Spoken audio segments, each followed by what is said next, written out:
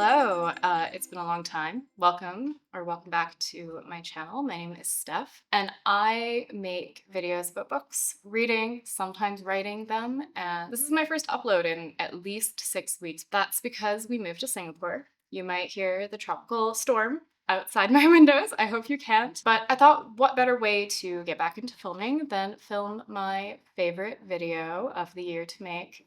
That is the best books or my favorite books of 2024. So let's start by looking at some stats. So I read 139 books according to my story graph. I feel like the story graph stats are not maybe perfect, but it's good enough for me. That's 47,000 pages. I would say that I actually finish most books in 3 to 4 days, but I often have a nonfiction book that is kind of on the go for usually like a month at a time. And so I think it kind of balances things out to 7. I mostly read dark, mysterious, adventurous, tense, emotional. Yeah, that checks out. I don't read that many sad or inspiring books. Pacing is mostly medium. Page number is also in the 300 to 500 range, but I feel like that is generally most of the books that are just published. So I think I kind of read what is representative of what is being published. Mostly fiction. I do try and read like at least one nonfiction book per month, as I said. I would really like to increase that, but it really depends because with my work, I tend to read a lot of academic papers and stuff like that, and it drains me. So I read the most of fantasy, and then horror and romance are tied. Literary thriller, you can kind of see the middle grade was all a series of unfortunate events that I read, except I don't know why it says 12 when there was definitely 13 of those. Short stories is something I read way more of this year. I started the year off with some manga. I didn't really use tags. These are just rereads. And format. Oh, I don't actually update my format because I actually read mostly on audio and digital. Yeah, so this is like not accurate. And then my most read authors. Yes, Lemony Snicket, Carissa Broadbent. Wow. Sarah J. Maas. Wow. Okay. I actually would not have predicted this at all. And I guess that's what it looked like over the year. I know what my top 3 books are, but beyond the top 3, I cannot possibly rank them. But they are definitely like niche books that I specifically would love. And then I have 7 other books that I absolutely loved as well that, maybe weren't in my top 3, but they stuck with me, they entertained me. I just love them. I'll talk about that more as I talk about each book. So I'm going to start with the 7 and then we'll go on to the top 3. I hope you have a beverage, by the way. It is sweaty in Singapore, so I have a nice coconut water to restore my electrolytes. Let's get started. So, in no particular order, the first book I want to talk about is God of the Woods. This is a 2024 release, and it's following the disappearance of a young woman in the 70s. This sort of elite top tier, like fancy people camp where, yeah, rich people send their children. But the thing is that this girl goes missing in the middle of the night, and she is actually the daughter of the people who own the camp. So this is a big deal. There's a search party. We get to see multiple POV, and it jumps back and forth from 1970 to 1950 something when a child from the family also went missing. And we kind of slowly get to see the mystery unfurl. But I loved this book just for how it kind of kept me on my toes. Each POV was really interesting and engaging, and it was just fun. It was a nice mystery thriller where it just kept me engaged, because I have the problem with a lot of thrillers these days where I've read so many of them. I can usually kind of guess the ending, but this one I would have finished even if I had guessed the ending because it was just really well written. So that's God of the Woods. The next one I want to talk about is a romantasy, Daughter of No Worlds by Carissa Broadbent. I actually like this series a lot better than the Nyaxia series so far. Like, I love Nyaxia as well, but this is, I think, a little bit more fantasy leaning rather than romantasy, although you're gonna get a bit of romance in this as well, like very slow burn romance. This is primarily following Tisana, and she is an escaped slave who right off the bat, early on in the book, she kills her master and flees to, I believe it's her mother's land, or like her homeland that has been colonized. And while she's there, she has to go and like learn how to use magic skills from a guy who is like a war veteran and like really grumpy and just wants to like putter around his yard with his flowers. They kind of build this wonderful friendship, obviously also a romance eventually. It's just a really fun series. It's a series. I'm cheating, okay, but I'm talking about the first book is really, really good. I just thought this was really strong in character development and in the world building in a way that I think some romantasy kind of lacks. So, Daughter of No Worlds was a very nice read for me this year. And then I want to talk about one of my nonfiction reads. This one is maybe a little bit niche. So it's called Dinner on Monster Island, and this is a collection of personal essays by Tanya de Rosario, who is a Singaporean now living in Vancouver, where I'm originally from. They are just like her reflections on monstrosity and growing up LGBTQ and brown in Singapore. So I have been a resident in Singapore for about 4 years now.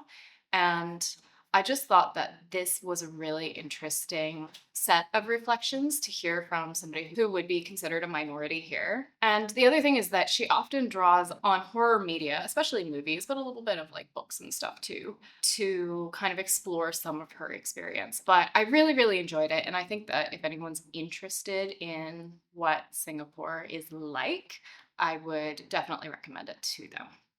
So that is Dinner on Monster Island. It's quite short too. It was like under 200 pages. The next book I really enjoyed, this actually almost made it into my top three, is Mrs. Caladan. This is an older book. And basically, if you want to know what it's like and what the experience of it is like, it's The Shape of Water. But I loved that film. This book is essentially the same thing. It's a woman who is really kind of unhappy with her life, unhappy with her marriage, and one day a frogman named Freddie arrives on her doorstep, and that kind of changes everything in her life. So it's very much magical realism, explores some really interesting themes around feminism and gender roles and loneliness in a really interesting way. And then it has a really kind of cataclysmic end that is a little bit bittersweet. So if you haven't read it, but you like books that are kind of weird and like a little bit unhinged, maybe with a little bit of an unreliability with the narrator, this is a really, really good book. I also joined the Will of the Many fan club this year. This is a high fantasy that was different from anything I've ever read.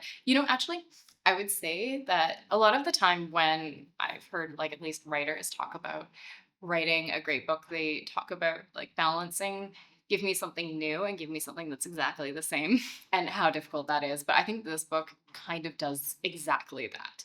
So the magic system is essentially an MLM pyramid scheme. It's based around this idea of will. So everybody has a bit of will, and then you seed your will, like your magical power sort of, to the next person on the hierarchy. Okay, and we are following a orphan boy who is sort of lost, and he gets sort of adopted by some fancy important man that is part of this empire to be a spy in a military school on his new father's behalf. There's so many different secrets in this book. It's just such a fun ride. The characters are great. It's paced super well. And if you like a labyrinth, you got it here. And the ending is mind-boggling. I also read Ring Shout. Now, this was my first book by this author, and I really, really enjoyed it. There are some books where you read them and you're like, oh, that was amazing, but I will never read that again. And there are other books that you read where you're like, okay, that was fun, but you can't stop thinking about it. And that is kind of how I feel about Ring Shout. So it's really short. I think the physical book is under 200 pages, but I listened to it on audio, and I have to say, whoever the narrator is, I wish I looked it up because it's amazing. You should definitely give it a try on audio. She sings. She has just so much emotion in her voice. It's a wonderful narration. This is a speculative sort of fantasy book, that takes place in 1915 when The Birth of a Nation came out. We are following a sort of band of resistance fighters that are fighting against Ku Kluxes, which are literal physical monsters, but not everybody can see them. Okay? That's kind of all I'm going to tell you about it, but it is wonderful, like in terms of the way he explores theme and asks questions, but also like it's a ride. It's so fun. It's a little bit gory. Ring shout.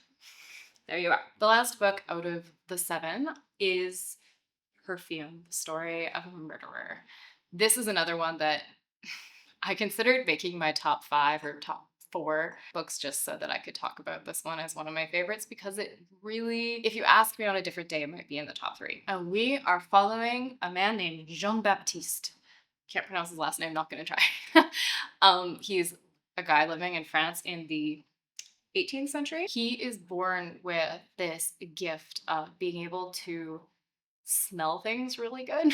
He can distinguish all of the unique facets or parts of like odors and stuff, but that makes him an incredible perfumist. And that's what he becomes employed as. And so there's a lot of like alchemical vibes in this, but also completely unhinged murderous psychopath killer, because he becomes obsessed with creating a perfume or a fragrance that smells like the scent of a beautiful young virgin.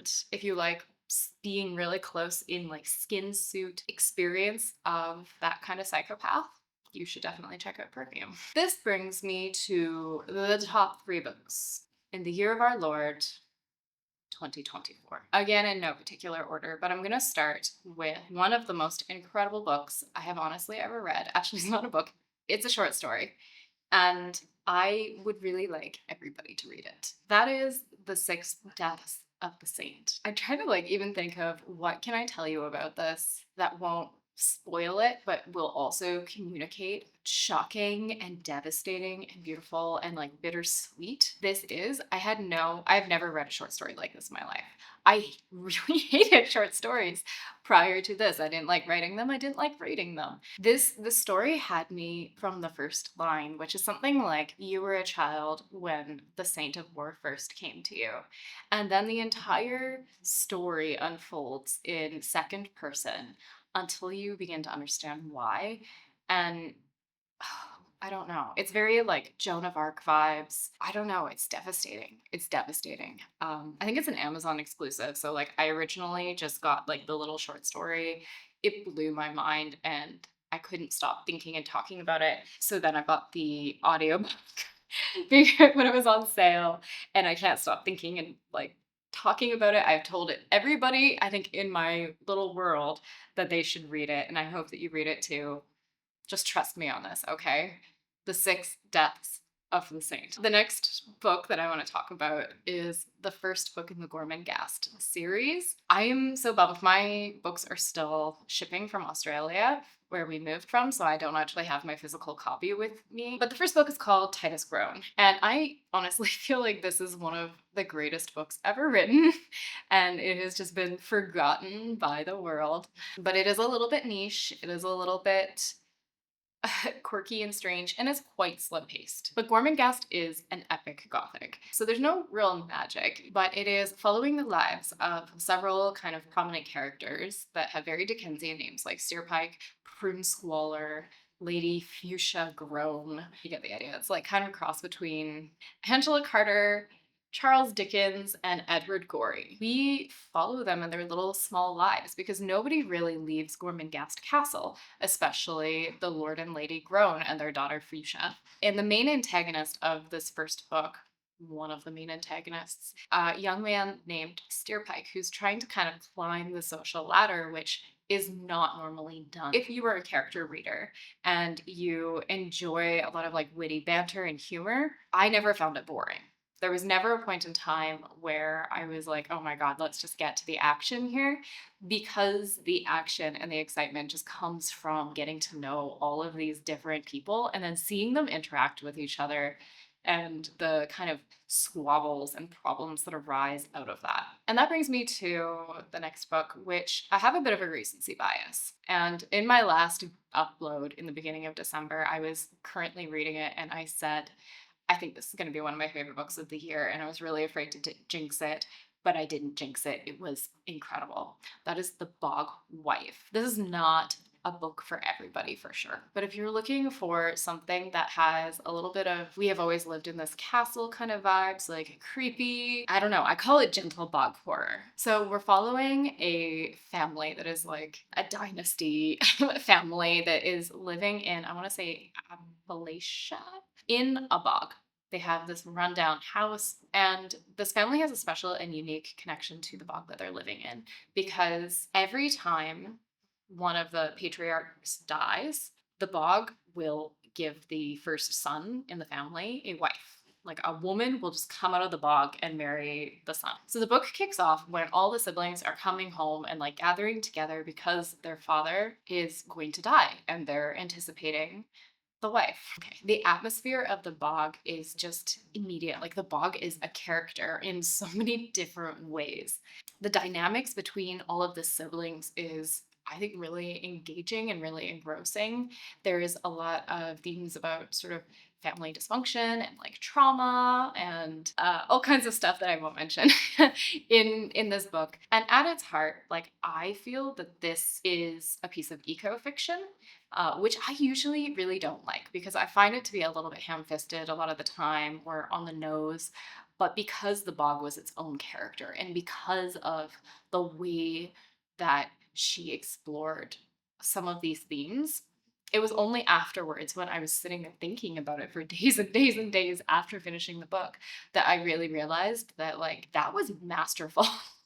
This was so well written, but like so engrossing as well. That's the only way I know how to like describe it is it was engrossing. If you're looking for something that's like a little bit witchy, a little bit of like haunted forest, haunted family, just gentle bog horror, here you go. But yeah, it's definitely not going to be for everyone, but it was completely written for me. Wow. I am really sweaty, partly because I was getting very excited and partly because my aircon unit is like back here and I'm sitting close to the light. So I'm gonna wrap it up. I will be probably, hopefully, uploading videos regularly again once a week, uploading hopefully probably every Monday Singapore time. If you have a favorite book that you read this year, please let me know in the comments. Or if you have read one of my favorite books this year, also let me know in the comments. Yeah, thank you for watching. Thanks for being here. Thanks for sticking around to this point in the video. I hope you have a very lovely day wherever and whenever you are. Bye.